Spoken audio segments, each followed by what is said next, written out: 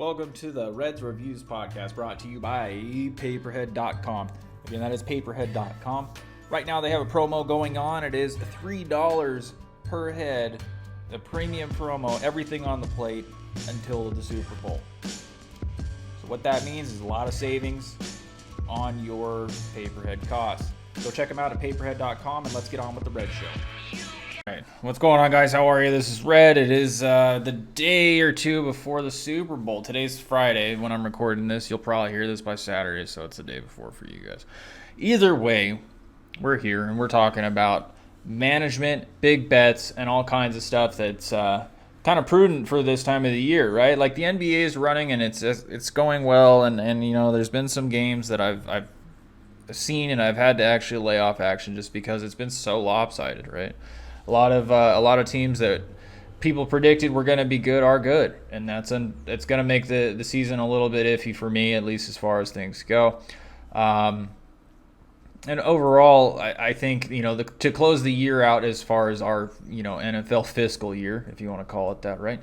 It's looking like there's going to be a lot of action on Brady, and it's because you got the stigma of don't bet against the GOAT. Don't bet against the GOAT, especially somebody who just landed at a team he just decided to pick essentially and was like, yeah, all right, you want to go to the Super Bowl? Fine. And so they ended up going to the Super Bowl, and here we are. And so I've seen some stuff where some guys have laid $2.3 million on some stuff like that. I don't have any players that big, thank God, because I wouldn't have the bankroll to do that just yet. I've been in this business for a long time, and I could handle some big stuff, but nothing that big. But again, so let's talk about what's on my sheet, at least on that front. And right now I'm looking at, like I said, a pretty lopsided Tampa Bay thing. And I'm probably going to try and lay off as much as I can of that just because I don't want to take too much risk. I already had a relatively decent season thanks to all the other casinos and everything else. I don't need to necessarily just clean house on one game and make a bunch of money on one game if that's going to be the case, whether they win or lose. And for the time being, I'm doing okay as far as that goes. So I'm not gonna take the risk. I'm just gonna make it so that it's basically an even wash as far as juice goes and whatever else. At least for my sheet, that may be different for you guys depending upon where you're from. And again, setting your limits accordingly to whatever your bankroll is. Don't let a game like the Super Bowl ruin your entire year because it can happen. There's guys that will max out everything they can for this, and it's not uncommon for that to be a thing for the weekend. One of the other things too that's going on right now is a lot of college basketball stuff is happening. Another cool thing that did get announced is that I know that maybe some people don't follow the Madden series or any of that kind of stuff, but there is going to be a college football Madden essentially again. It hasn't been around for quite some time. I think the last one was in 2012, and there's going to be actually players have the opportunity to be in this. And the reason that they killed it last time is because there was payoffs and stuff that were happening in that arena. And as you know, in the college football, the NCAA does not approve of any kind of like transactions or anything along those lines. So seeing that come back is cool because it means that they're starting to realize that regulation on these fronts and letting these college students make some money on the side if there is a case where they do get paid for using their name in the video game is a big deal. And it's something that I actually believe in. I think that these kids should be allowed to make money prior to the NFL. I was watching a guy talk on a Streamer Bowl thing that was being broadcast on Twitch. And this guy was talking about being signed as a rookie. He's his fourth year now. He's always been a backup. He's never been a starter, and he gets his $400,000 or $600,000 a year because he's not a first stringer and he's not a starter. Guys like Baker Mayfield, they get a rookie signing contract. They're guaranteed like $10 million, right? But the guys that are smaller, the undrafteds, the whatever, they go and do tryouts, which are or whatever, and those are the lucky ones too that do end up getting picked for that. Still make 3, 4, 5, maybe 700, maybe $1 million, after on first signing. If they're lucky, they get a signing bonus, right?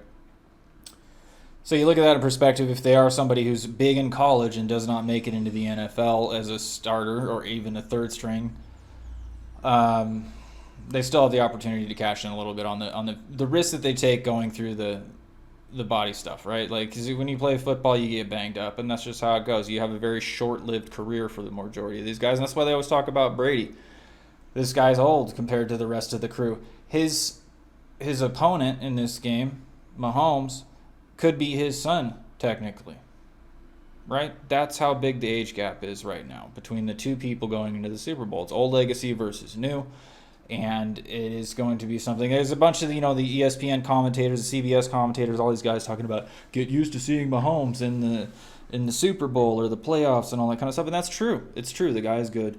The guy is very good, and if he stays manageable, ego doesn't get too big, things don't get too crazy, he doesn't get hurt, he will definitely be one of those contenders that stays in this like a Breeze, like an Aaron Rodgers, and over the years, right? Like, it's not going to happen overnight, but he's definitely showing real control ability, right? He's not somebody that goes out there. I don't see him in the headlines too much, doing too much, ridiculous stuff. Like the Ocho Cincos of our day, and what was the other guy? The Marshawn Lynch, and beast mode, right? Like they did some stuff and they ended up getting in the headlines because of their persona carries off the field, and it ends up being a problem in certain areas. So yeah, I think that it's going to be a good weekend. I think that overall, as far as what's coming in, it is pretty lopsided, at least on my sheet. I don't know what it means for you. I do know that if you are somebody who is wary of this and they're looking at trying to mitigate exposure and locks and just things that are scary to you, always keep your limits in that realm that's comfortable. I also wanted to talk a little bit about what's been going down with the props and the resellers. So the props have been doing really well for me. Okay, so and the reason why I say it, because like I told you guys in the previous podcast, I do run a website that I give to a guy, and he pays me a monthly or weekly balance, right? That we settle up whenever his headcount rates are due, or this, that, the other. So first I'll talk about the props, which is doing well. And it's going to be something they're going to have player props throughout the Super Bowl on different guys, all the major names and everything, which is always fun. It gives my players another reason to keep playing, and I would recommend, if you have the opportunity, to at least try it on one of your guys if you do have the ability to get that in there. Now, if you're a sub agent or somebody who's got a master agent that you're basically under and you can't really get the control, just ping them and say, hey, let me run this for the Super Bowl and see how it goes. It's $2. It's $2. And it's worth it. The majority of people have the live wagering, and that'll also be in there, for me, obviously. So, but as far as what's been going on with the casino has been great, right? So it's been a little bit of a dead time in between. There is the NBA and college basketball running, but at the same time, it's not the same volume as the NFL, and that's just always going to be the case until maybe somehow, some way, another one of these leagues ends up getting the same kind of traction. But because of the live dealer percentages that are added into the reseller tool that I was given, right? This isn't a cost thing. I was given this tool and they were handed it to me and said, hey, check this out, set this up, and you can see it and you'll see it in your weekly balance. I'm able to make a little bit on the side extra based on what is coming in off of the agent that I actually help run his site. And for somebody like me that's been doing it manual for a long time, I think it's huge. I think it just goes to show how much this particular website gives us as far as understanding the business that we live in.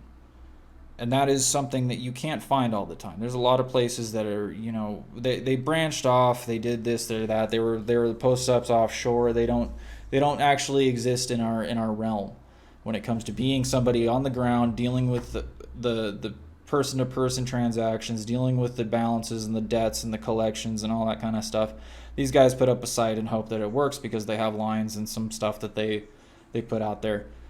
And I just don't feel that that's the case. I feel like the guys that I'm dealing with, when I call in or ask questions or don't call in and just chat or whatever, write the message thing that they keep pushing on me, which is good. It's encrypted and all that kind of stuff, but I'm the type of guy, I'm a little bit older, that maybe wants to give a call. So as far as whatever I deal with, they generally have a pretty good knowledge base of things that help me run my business, and that's what's important. So think I'm going to cut it right there. I just wanted to mention the fact that if you do have some big bets coming in and whatever I was on, whatever I'm seeing, my sheets are definitely lopsided, which is fine. But layoff's the thing, and they also have that part of the business that helps me, and we'll be around to see the next day. We'll live to fight another day through this process because of that.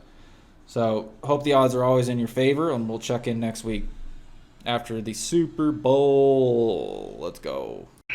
Thanks for tuning into the Reds podcast, brought to you by PayperHead.com. For all relative promos going on right now, please check them out at PayperHead.com. Also, opinions expressed on this show are not that of PayperHead.com. And if you do like what you hear, for all the agent news coming up, please like, subscribe, and follow. We will see you next week.